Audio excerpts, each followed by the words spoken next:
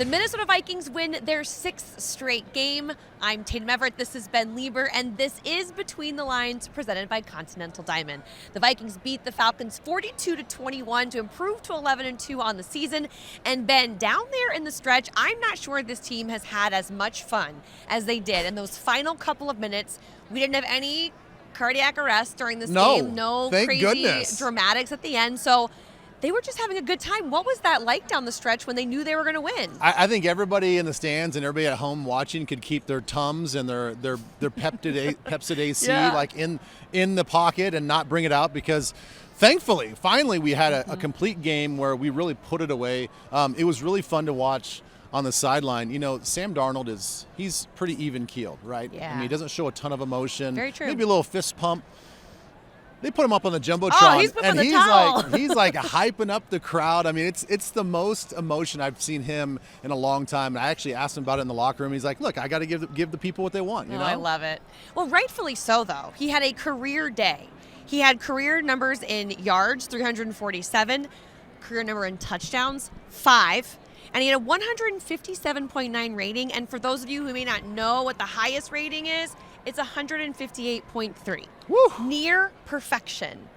This is a stretch of 4 games where Sam Darnold has been phenomenal. No interceptions. And it felt like it came a little bit earlier this time around. How good was he, especially against the blitz today? Oh, he's been phenomenal against the blitz the whole season. I mean, you guys can quote me. I don't care if I get this wrong. I think coming into this game, he was the number 1 quarterback in the league versus the blitz. Wow. If he's not number 1, he's near the top. And he showed it again today.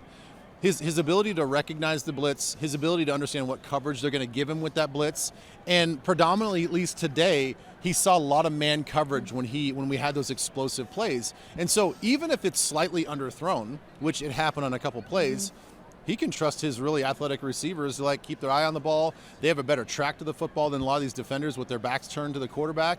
So they're able to make the adjustment. So his trust factor, not only just the recognition, but the trust factor to just throw it up there and have these receivers go and make plays is off the charts.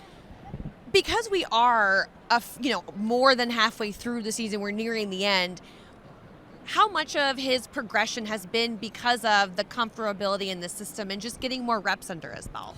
I think that's with everything. I mean, it's everything that people do in life. The more reps, the more high quality reps that you get, and the more situations that you get thrown at you, and you see that in practice, and you see it in a real life situation, I mean, you can't help but get better. And I think that you can just see this evolution of comfort from him, and it's across the board. I mean, it's the offensive line, picking up those blitzes.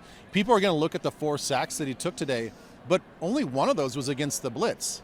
The rest were just, 4-man rushes. Their guys just beat our guys in a one-on-one situation.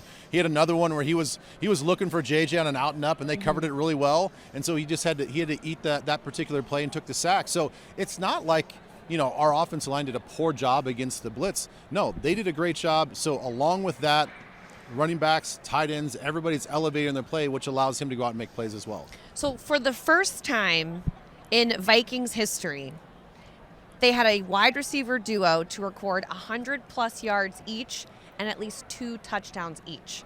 It's the first time it's ever happened. So that is now Jordan Jefferson. Jordan Addison and Justin Jefferson's record to share. We knew the breakout game for Justin was coming, and I know you got to speak to him afterwards, but that relief that he felt from not being able to score in the past 6 games, what was it like being able to talk to him after that performance? I mean, I like to say that he was relieved, but he's just been so good, with saying the right things, and he knows his value to this offense.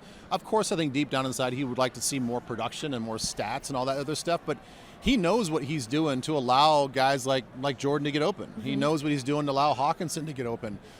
So he knows his values. There was, I think, not relief, just satisfaction when he finally scored today, that he could do it in front of this crowd.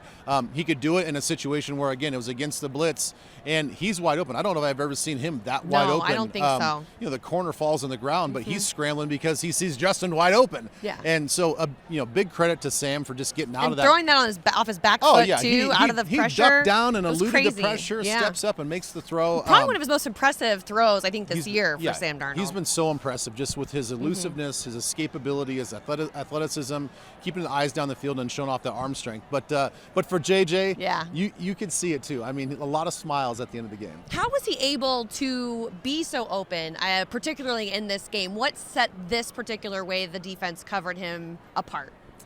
Well, again, at least from my quick twitch analysis, I mean, I did see a lot more man coverage, especially in those blitz situations. And so, it's hard to guard him man to man the whole time. Even with the bracket at times, if you're not specifically in the right spot with the right timing, he is going to make you pay. I think that we just did a really good job of just allowing him, even in zone coverages, to find those spots and to not always make him the primary receiver. I mean, put him sometimes later in the progression.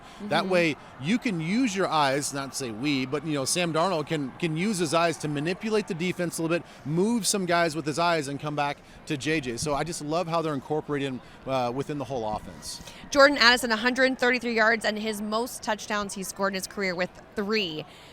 It feels like Sam Darnold and Jordan Addison and the deep ball are making a great connection this season. But what impressed me the most about Jordan Addison was his ball tracking capability. How underrated or maybe not talked about is that?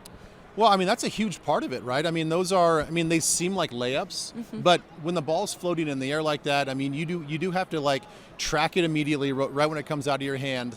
And make a full speed adjustment where your momentum's going one way, and then you have to put your foot in the ground, and then like a center fielder, it's like, am I in the right spot? Do I have to come back to it? Like, how do I have to adjust? All the while you have a defender that's close to you, so how do I shield him away? So I think there's more nuance that goes into it. So yeah, I agree with you. That's a little underrated. But let's just real quick talk about, some of his touchdown catches. I mean, it's the timing. It's the way that they're able to layer the offense. It's the way that he's able to change his tempo, change his pace, and then explode out of that break and get open.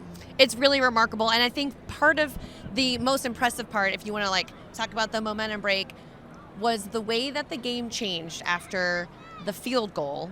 You get defensive holding on that, and then you were able to score a touchdown. How important was it for the Vikings to take advantage of those moments when they knew they needed to score? Well, I tell you what, I mean, that was a key part in the game, early in the game, but Brian Asamoah getting that forced fumble on the kickoff, that was the game breaker. I mean, that was the play of the game, in my opinion. Okay. We go out there and we score, and all of a sudden now we just take momentum, we pressured them.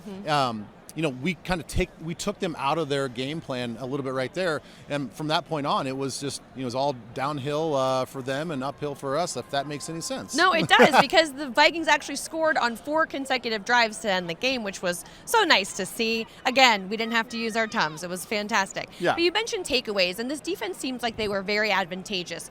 While they were able to run up some yards on them, and for a while there in the third quarter, it was a tied game, they were able to close out with 2 interceptions, making their takeaways the most in the NFL still this season. It's incredible to see Byron Murphy with 6 on the year. Josh Metellus gets his 2nd. They do the white chicks dance. I mean, this defense seems to be having fun. What did you like from them, I guess, in this one in particular? They just constantly show that if they're going to give up almost 500 yards of offense, that there's not a lot of panic. There's no blink. They're just like, hey, we know we're going to make plays, and they trust in the guys to make the plays. They trust in B-Flow to make the right calls. And to have Metellus, drop the way he did, feel that zone coverage and feel that in cut coming behind him, and then slide in. You saw exactly what Kirk was thinking, that he could just get that ball right on the inside part of his shoulder pad. But Josh, being so skilled out there in space, did a great job. And then Murphy with the very easy looking little one-handed catch. I mean, it was beautiful still. It was beautiful. It just fell right into his right hand. I mean, that was a spectacular play. Yeah, I think I saw what Matt Daniels say that he's got the best hands on the defense. So it's not surprising he has 6 interceptions on the season. Up next for your Vikings, the Monday Night Football game against the Bears. We'll be back here on Monday night for the Winter Warrior game. Thank you so much, though, for staying tuned to this episode of Between the Lines, presented by Continental Diamond.